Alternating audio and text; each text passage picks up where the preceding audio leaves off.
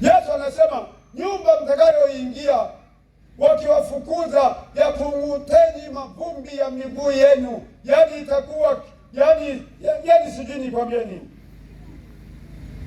lakini watu wakiwakaribisha, ombeni. Mimi ninakwenda kwenye maagizo ya Mungu. Ukinifukuza, nimeagizwa kuomba laana. Ukinichukiza bila sababu, unajifanya tu wewe ni nani?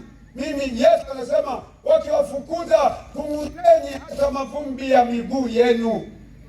Atakiona kivumbi siku hiyo, na ila watu mmependa. Halafu umchukie Mungu, mchukie mhubiri wa injili ya chukueni matapeli yanaoleta injili za kudanganya. Ulisikia watoto wangu walivyoimba jana. Ukiona mchungaji amebarikiwa eti Freemason, ukiona kanisa ukiona mchungaji ana upako mwingi eti Freemason. Freemason juzi tu imetokea. Yesu ni wa milele na milele. Hebu piga makofi kwa Yesu. Bwana Yesu apewe sifa. Amen. Haya mambo niliambiwa niwaambie ndugu zangu wa Ilamata. Hakuna cha kufanya biashara, hakuna cha mtu yeyote, ila mtu tu ambaye amemheshimu Mungu na akalipokea jina la Yesu na akalitunda. Sio tu kusema kwamba mimi ni Mkristo lakini mambo yako hanja. Mungu ajui hilo. Moto utakulamba. Mchungaji kama mimi, kama ninakwenda kinyume, haijalishi ni mchungaji, moto utanilamba. Nakwambia, namwomba Mungu usiku na mchana, nijalie Baba, niwape jua neno lako lililo sahihi, na mimi wanilinde. Na hiyo ndio kazi niliyo nayo.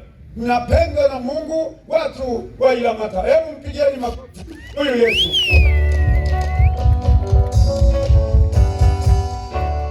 Kumleta mtu ambaye anaisema kweli, isipokuwa mnaikataa kweli, basi mimi sina namna. Sijaambiwa kwamba wakikataa unawapiga. Sijaambiwa hivyo. Wala wakikataa omba migambo kwenye serikali ya kijiji. Sijaambiwa hivyo. Ni hiari. Kuponya nafsi yako ni hiari. Kujiokoa na ufukara wa kiroho ni hiari. Kumkataa Mungu ni hiari, na Mungu ndio uzuri wake amemwekea mwanadamu hiari. Kudharau kwako huko ndiko kutakupa shida maisha ya mbele tunakokwenda. Kesho nitakwambia mambo niliyoambia nikwambie kesho, na Jumapili leo tunamalizia na nyota bakanga eti yes.